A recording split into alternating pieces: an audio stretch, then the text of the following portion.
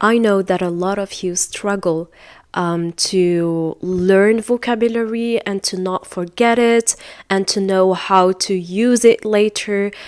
So it's all about a process, and I think if you don't really know the process and how it's going to be, you're going to struggle with it. So in today's video, you are going to discover with me the only and the best method that I used for myself to learn English without forgetting the vocabulary. Hello you guys, and welcome back to another new video with English for a better life.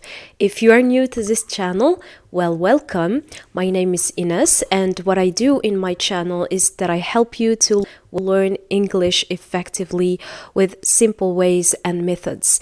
And in today's video, I'm going to share with you how you are going to learn vocabulary without forgetting it.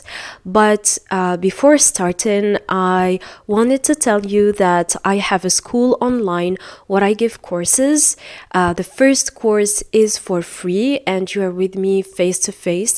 And also you have some courses, like online courses, some videos about how are going to be the first courses. So if you want to know more about it, click on the link under the video to see how the courses are going to be. And thank you so much. But before starting, please, to encourage me, please subscribe on the channel and also give me a thumbs up. And also don't forget to click on the bell of the notification so that you will have every new video of my channel. And let's start. Let's go ahead with the first method, which is the real life conversations. I really advise you, if you want to learn vocabulary naturally, not just learning like 5 or 10 vocabulary in the day without knowing the context, without using them. It's because like 90% you're going to forget them. So for me, what is the most important thing is to use them. And how you're going to be able to use them is by real conversations, real life conversations.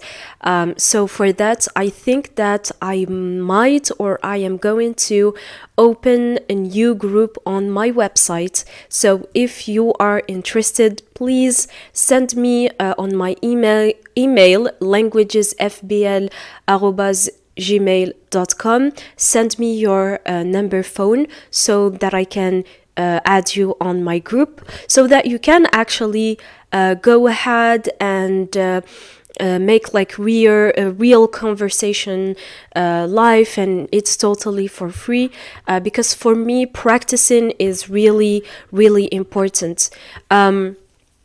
Another thing that you might not know is that when you are speaking to maybe a native person or something like that, you absolutely don't have to know every single grammar, every single word. You don't have to worry, because I think it will come naturally. And I have a lot of students that have this problem. They are really shy and they are afraid to start and to do this first step, which is really important. I noticed that I have like 20% of my students not struggling with vocabulary and with grammar. They are struggling with this fear. They can't actually go ahead and just start to talk. And so this is what I try to help them to just do the first step. So just make in your mind that when you're talking to a person, you are talking to him because this person is interested on you and he or she is not interested on your grammar or on your vocabulary. So it's totally true. You can tell that person that please, if I'm going to make mistakes, please correct me. And this is what I did because I live in France, and when I moved to France, I had to learn new vocabulary and expressions, and I was telling the people that I was talking with that if I make mistakes, please correct me. And it's totally fine, you're learning, and this is how I learned the most of the vocabulary that I could.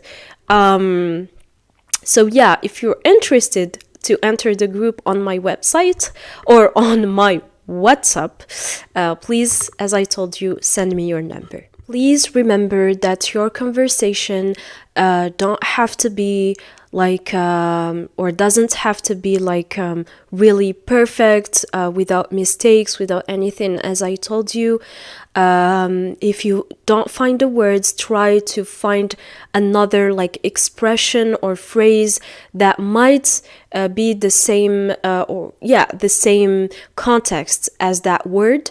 And you know, while talking and you don't find those words, you are going to search to them. And this is why you're going to remember that vocabulary, because you're like, okay, I don't know that word, so I have to go and to search how you are going to say it. And when you search that word, that word and the context also, you are probably going to remember that word like much more than just learning it like that, because you were using real conversations and you're like, how do we say that word? So you're going to search about that word and finally get it and know it. Second method that really helped me, it's aha moments. What I mean about aha moments is when I use my listening skills and my reading skills. So sometimes when I am watching a series or a film or even a video on YouTube, and you know, sometimes like, let's say that I was speaking and I didn't find that words, but I forget to search about that vocabulary. And so when I watch that video, I'm like, this is why I told you it's aha moment, because you say, this word means that. So I was searching about it the last time and I didn't know how to say it. So, this is how do we say this word. And so in my journey of learning English, I am still until now saying, this is how we are, this is how we are going to say this word. Also on my reading skills, like when you read, especially now when I am doing courses with my students, I really discover amazing words that I didn't know before.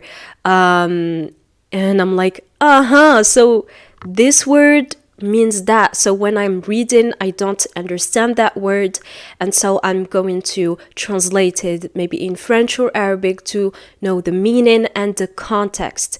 And believe me that knowing the context is important, because you're not just searching for the word. Like, you have to know that in English, you have just one word maybe that is going to mean a lot of things. So it's important to know the word, but also the meaning and the context. The context is really important. So while reading and I know that word and its context, I'm like, okay, it's really interesting. The next time I'm going to use it. And because it's interesting and I use it, I am not going to forget it. Even if you use it just maybe twice, you're not going to forget it. Interesting, no? Just to give you an example, sometimes when I watch films, I was really listening to something, like I'll grab something for the dinner, I grab this, can you grab me something to eat? And I like, what is this grab? What is grab? And this word really, like, it was really interesting for me because I was listening to it a lot of times. And so because I was listening to it, a lot of times I decided to search about it and to search about the context. So, grab could mean a lot of things. So in Arabic, you can say, please grab me something to eat. Like it's يعني أحضر لي شيئا لآكله. إحضار الشيء. Or also grab my hand معناها تمسك بيدي. So this is why I tell you every time that it's important to know the context, because the same word means a lot of things. So this is an example about grab. While I was reading, for example, I discovered the word astounding. Astounding means incredible results, means رائع جدا. Yeah, this is astounding. So while you're listening, while you're also reading something, you discover new vocabulary.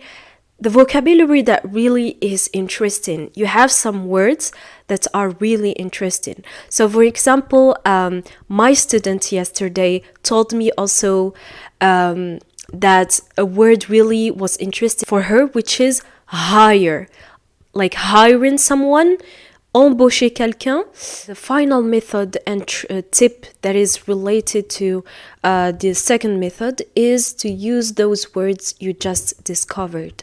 It's important to use those words because this is the secret right here. If you just learn those words without their context, without knowing them, like you know their meaning, but you don't know their context, you didn't search about them, as much as possible, you're going to learn them, but you're going to forget them later. Like the next week, you forget about them. So this is why for me, it's more important to use them, to reuse them, not just learn them, but to speak with them. And so for that, I told you that you have a lot of methods to do. Like you have, you can speak with yourself loudly, speak with a native person if you can. You can also speak in front of the mirror to see how you are pronouncing the words, to see that you're using that words. And you can also do the shadowing method. The shadowing method is to shadow someone, maybe on the series or on the film, and trying to do like him, to do the actor or the actress like him or her. So I think it's not that I think, it's for sure that it's so important to, like, when you have this aha moment, you're like, the next time I'm going to use them.